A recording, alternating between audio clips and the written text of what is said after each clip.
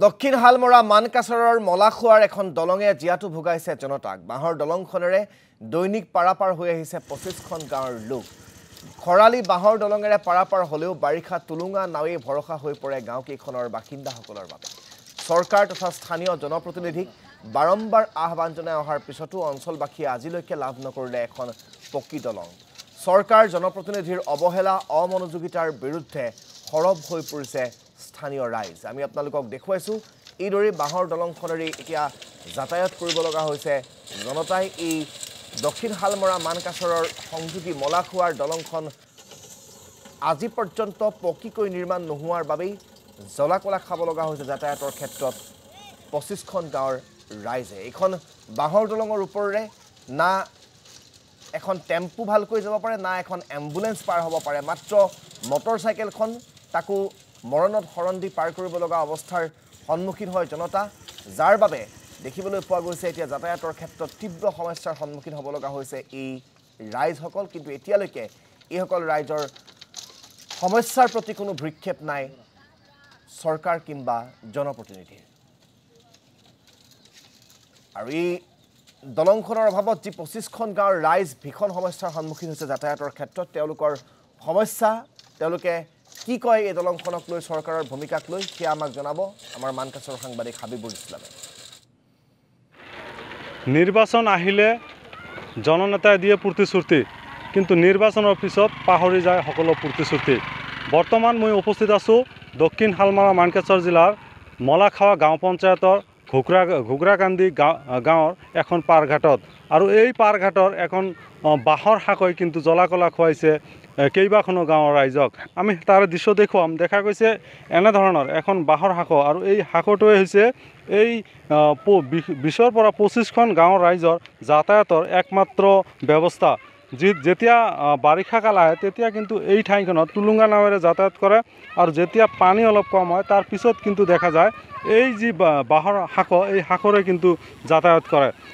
এই যে যাতায়াত ব্যৱস্থা, ইয়াৰ পিছতো কিন্তু দেখা গৈছে ইয়াৰ যি স্থানীয় সাংসদ হওক বা বিধায়কে হওক বা স্থানীয় জননেতাই হওক কোনো ধৰণৰ ব্যৱস্থা গ্ৰহণ কৰা নাই, যাৰ বাবে কিন্তু দেখা গৈছে স্থানীয় ৰাইজ কিন্তু জাঙুৰ খাই উঠিছে। আমাৰ সৈতে ইয়াৰ স্থানীয় ৰাইজ আছে, আমি কথা পাতিম। কি ক'ব, যিহেতু দেখা গৈছে আপোনালোকে এই যি বাঁহৰ শাক, এই শাকৰে প্ৰতিদিনে যাতায়াত অব্যাহত ৰাখিছে, কি ক'ব? কি ক'ম, আমাৰ এইটো মৰণ ফান্দ আৰম্ভ হৈছে, এনেকুৱা যাতায়াত কৰিব লাগে। আজি স্কুলৰ ল'ৰা ছোৱালী, সৰু সৰু ল'ৰা ছোৱালী এই বাঁহৰ শাকৰে কেতিয়াবা শাকৰ পৰা পৰি যাই মৰিছে। এনেকৈ পাৰ হ'ব লাগিব। আৰু কি ইয়াত প্ৰায় 15-20খনমান গাঁও আছে। ইয়াতে আছে এইটো খলিচামাৰী হয়, পুৰাণ গাঁও হয়, আৰু আপোনাৰ ইপাৰে আছে বটটিলা আছে, হাওৰাপাৰ আছে, আৰু বহুত কেইবাৰ জনাইছোঁ। আৰু আমাৰ যি MLA আছে আমিনুল ইছলাম চাহেব বহুতো প্ৰতিশ্ৰুতি দিছিল। তাৰ আগত যিবাৰ MLA আছিল আপোনাৰ মতিউৰ ডাক্তৰ চাহেব আছিল, তাৰ আগতো যিবিলাক MLA মানে ভোট আহিলে প্ৰতিশ্ৰুতি দিয়ে যে আমি দলং বনাম, কিন্তু ভোট গুচি গ'লে তাৰপিছত দেখা গ'ল একোৱেই নাই, আৰু দলঙো নাই, একো নাই, কোনো কি ক'ব? যিহেতু দেখা গৈছে এনেকুৱা জৰাজীৰ্ণ এখন বাঁহৰ শাকৰে যাতায়াত অব্যাহত ৰাখিছে, কি ক'ব? হয়, এইটো বৰ মানে দুখৰ বিষয়ে। আপোনালোকে চাইছে আমাৰ যি দুৰ্দশাৰ সময়ত, যেতিয়া আমাৰ দুৰ্দশা হয় তেতিয়াতো কোনো ধৰণৰ ৰাজনৈতিক নেতা ইয়াত নাথাকে। ৰাজনৈতিক নেতাসকলে খালি কেৱল যেতিয়া ইলেকশ্যন আহে, ইলেকশ্যন সময়ত আমাক প্ৰতিশ্ৰুতি দিয়ে, আৰু যেতিয়া ইলেকশ্যন শেষ হৈ যায় আমাৰ ভোটটো লৈ যায়, এওঁলোকে নিজৰ কাম কৰে, কিন্তু আমাৰ ৰাইজৰ উন্নয়নৰ হকে কোনো ধৰণৰ কাম নকৰে। আজি চাওক, আমাৰ ইয়াত যিসকল স্থানীয় আমাৰ প্ৰাক্তন বিধায়কসকলে আছিল, তেখেতে কৈছিল যে খলিচামাৰী পাৰঘাটতখনত আমি পকী দলং নিৰ্মাণ কৰি দিম, আমি বিধায়ক হ'ব পাৰিলে। কিন্তু আজিৰ দিনতো তেখেতৰ কাৰ্যকাল শেষ হৈ গ'ল। আমাৰ ৰানিং বিধায়ক আমিনুল ইছলাম চাহাব ডাঙৰীয়া কৈছিল আমি বিধায়ক হ'ব পালে আমি দলং নিৰ্মাণ কৰি দিম, আৰু এইটো দলঙেদি আমি খলিচামাৰী গাঁৱত সোমাম। কিন্তু বিধায়ক হোৱাৰ পিছত এদিনো তেখেত ইয়াত আহি কিনে আমাৰ স্থানীয় ৰাইজৰ খবৰ লোৱা নাই। আজি চাওক, ইমান কষ্টত আমি এই ৰাস্তাটো অহা যোৱা কৰিব লগা হৈছে।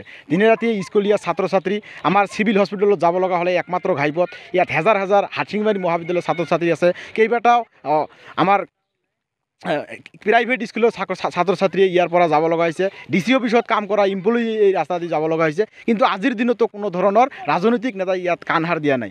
আমি কেইবাবাৰো জিলা প্ৰশাসনক মেমৰেণ্ডাম দিছোঁ, অসম চৰকাৰক মেমৰেণ্ডাম দিছিলোঁ, আমাৰ স্থানীয় DC কেইবাবাৰো বদলি হৈছিলে, DC সকত আমি মেমৰেণ্ডাম দিছিলোঁ, কিন্তু কোনো ধৰণৰ ফালৰ পৰাই আমি ইয়াত কোনো ধৰণৰ সুবিধা পোৱা নাই গাঁওখনত অগ্নি নিৰ্বাপক গাড়ী বা এম্বুলেন্স সেৱা এইটো কেতিয়াও সম্ভৱ নহ'ব কেতিয়াও সম্ভৱ নহয় অগ্নি কেনেকৈ সোমাব এইটোতো বাঁহৰ দলং যেতিয়া পানী হয় তেতিয়া যন্ত্ৰচালিত নাও হয় কিন্তু গাড়ীটো এইটোতো চলিব নোৱাৰে কিন্তু যেতিয়া আৰু ক'বলৈ গ'লে কি আমাৰ গৰ্ভৱতী যিসকল মহিলা ইয়াত থাকে পুৰুষক ক'বলৈ গ'লে আমাক চিভিল হস্পিটেলত যাব লাগে আমাক ঠেলা দি অহা লাগে কেতিয়াবা আমাৰ ৰাস্তাটো আপোনাক এই মুহূৰ্তত ধন্যবাদ জ্ঞাপন কৰিছোঁ